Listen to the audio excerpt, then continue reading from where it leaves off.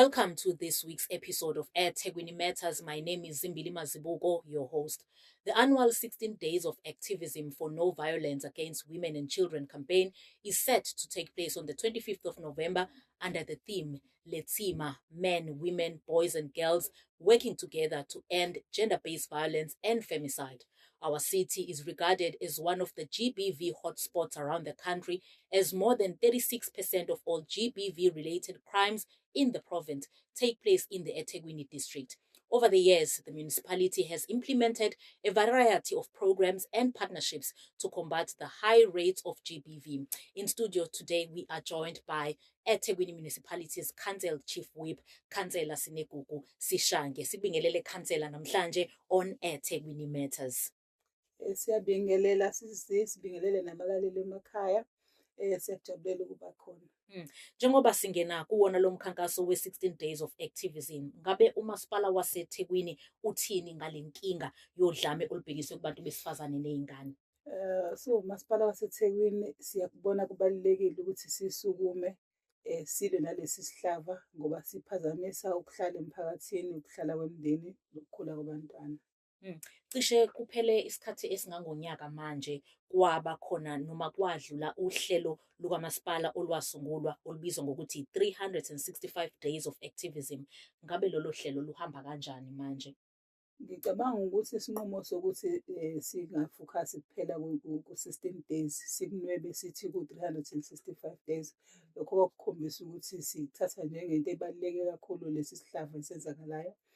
La kufanele khona senze sure ukuthi zonke iy'nsuku siyalwisana nalokho. Phezu kwalokho kodwa esaqhubeka kuyenzeka, ziningi iy'gameko ezenzakalayo. Kodwa-ke kulowo mzuzu iy'nhlaka sezizamile ukuhlangana ndawonye zisebenzisane ukuvumelana ukuthi silwa kanjani nalesi sihlava. Uma ngabe ngithi iy'nhlaka, ngisho iy'nhlaka zomphakathi, ama-NGOs asebenza ngaphansi asebenzisana kakhulu ngalolu hlelo lokulwa nalesi sihlava sokunukubezwa kwabantu be-GBV, ngaba amaphoyisa, ama-centers avuliwe, oThuthuzela Center, bakwazi ukucommunicate-a, oma-AIDS Council. Njengamanje nje la eThekwini sesilontshe i-Gender Machinery. Yabo, ziningi iy'nhlaka esesiy'hlanganise ndawonye zikwazi ukuba ne-platform la ezizokwazi ukuxoxa khona, ngoba lesi simo lesi esinye siyahlangana nesinye siyahlangana. Uma ngabe ngisho njalo ngichaza ukuthini? Ngichaza ukuthi mhlambe la ekhaya abantu bakhona abasebenzi, ngokungasebenzi baze bangene kwi-activity mhlambe yobugebengu okugcina mhlambe kulimaze omunye wala ekhaya. Mhlambe kuhambe lapho bebelimala, mhlambe abantwana bagcina sebesele bodwa.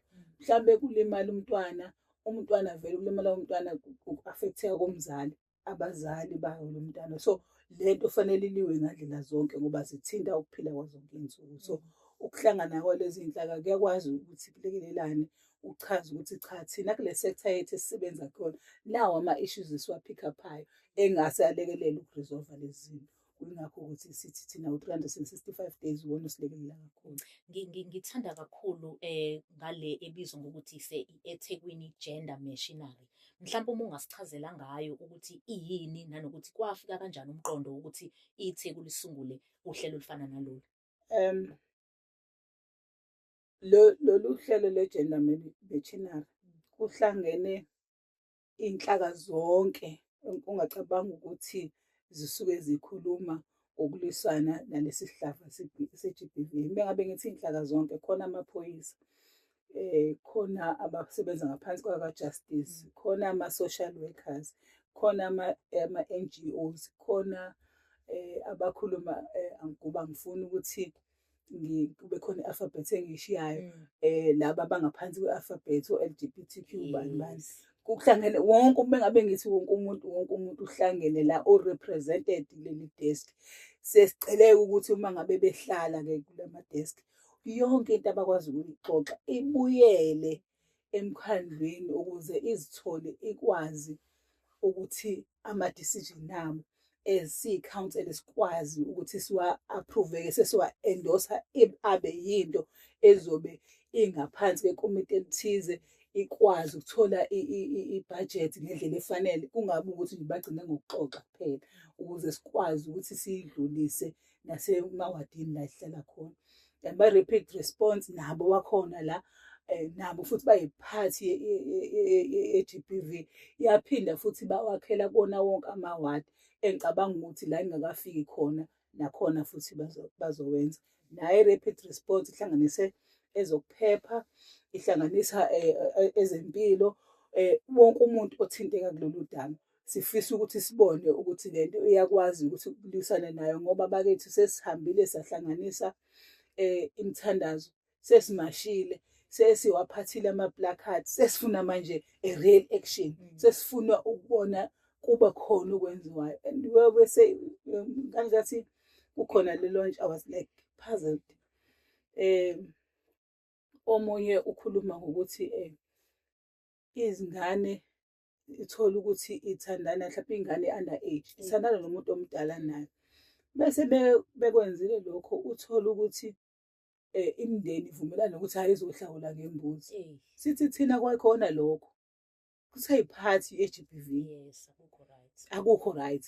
Sikwenza kanjani-ke ukwenza ukuthi sikuvimele? Sonke fanele sibe ingxenye. Uma ngabe ngithi sonke, even ngisho nabo amakhosi ey'ndaweni ey'ngaphansi kwamakhosi, la uthola ukuthi kuvumelana abazali. Abazali abazibone be-wrong uma ngabe benza lokho lezo y'vumelano. So ithina-ke kufanele sihambe silishumayele leli vangeli, bakwazi ukubona. Even the men's sector itself ikhona khona la, ngoba they have a role okufanele ukuthi bayidlale. Even ngisho nabo-ke abantu besilisa bayahlukumezeka nabo, bakwazi ukuthi bakhulume, ngoba mengabe kuthiwa i-G_B_V sivele sisheshe sijahe ukuthi i-G_B_V abantu besifazane kuphela, kanti nabo abantu besilisa bayahlukumezeka. Uma sikhuluma ngomkhandlu waseThekwini, sibheka inkinga yodlame olubhekiswe kubantu besifazane ney'ngane. Inkinga enkulu kangakanani le emkhandlwini wethu? Mina ngize ngathi before ngiphendule lo daba, ngike ngathi kwenye indawo mhlampe fanele siyeke uku-celebrate u-9 August, siyeke uku-commemorate umhla ka-16, ngoba during lezi y'khathi kuvele kube ngazuthi nje khona into umpompo ovuliwe noma kuvula i-tunnel ethize ekuthiwa yenzeni ngempela-ke le nto, because vele sibona iy'manga ey'dlula zonke iy'manga.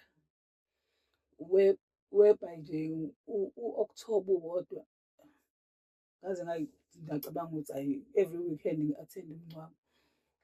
Ugogo Buthelezi wahlukunyezwa, wabulawa. Induna leya eyabulawa nenkosikazi wayo, yabo, ingane lapha kaMashi, ukhazini ubulale udadewabo umhlwanisa umqala. Uyabona ukuthi igama ngibala into efikile emadlebeni ami ngenyanga eyodwa. Kungakanani-ke okunye okwenzakalayo okungafikanga emadlebeni ethu. Ngifuna sikhulume la nangabantu abasha. Sinabantu abasha abakuma-tertiary institutions, khona besifazane, kukhona besilisa. Sifinyelela kanjani kubona? Hhayi nje kuphela ngalesi sikhathi sika-16 days of activism, but ukuqinisekisa ukuthi nabo they are part and parcel of imikhankaso efana nale umphaka wonke. Siyafisa isizathu sokuthi sibe sesinqumo sokuthi le platform umkhandlu uyenzile, uma ngabe njalo nyanga zonke, ngoba bazohlala nyanga zonke. Ukuhlala kwabo okokuqala fanele bahlalele basilethele i-plan ukuthi bazosebenza kanjani. La even ngisho abantu abasha bayiphathi yaleli desk elivuliwe. Ngezinye iy'ndlela-ke uma ngabe ngoba bekhona beyi-sector within this group, nabo abantu abasha bebodwa bazobe besho ukuthi-ke sihlukene kangaka-ke sabantu abasha. Khona abantu abasha abakwi-tertiary, khona abantu abasha basemakhaya abangekho ndawo, abangekho emsebenzini, abangekho ndawo, kodwa nabo banama-challenges acishe afane nalaba abasey'koleni, acishe afane nalaba abasemsebenzini. Abanye even ngisho khona lapho abakhona emakhaya bahlukumezeke ngendlela ethize ebafakayo i-pressure. So ngokwabo nabo bebodwa sithi nabo abasukume babe yiphathi yokulwa nalesi sihlava.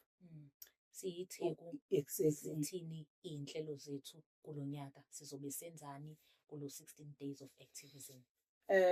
Kumanje aqalile ama-activations alezi nhlelo.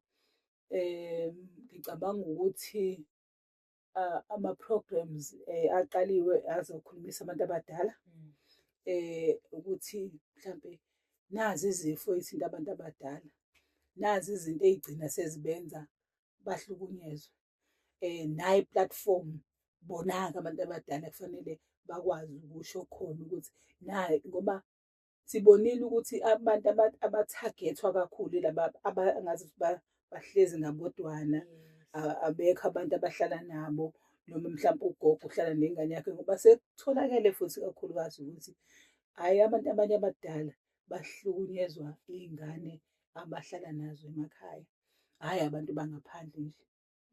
So siba-create-ele i-platform yokuthi abazosherisha iy'nhlungu zabo nabanye abantu abadala, nama-professionals azokwazi ukuthi abalekelele kulezo zinto. Kukhona ama-prayers ahleliwe, kukhona iy'mbizo esiy'hlelile. Ngicabanga ukuthi information ukuthi kwenzeka kuphi ngalesi sikhathi, kwenzeka kuphi ngalesi sikhathi bazokuthola emakhanseleni nakuma-announcements kuma-radio, ngoba maningi kakhulu ama-programs. Kodwa esizogcina ngayo engiyaziyo esizobe ilapha eKing's Stadium, le izobe isivala-ke wonke-ke umcimbi.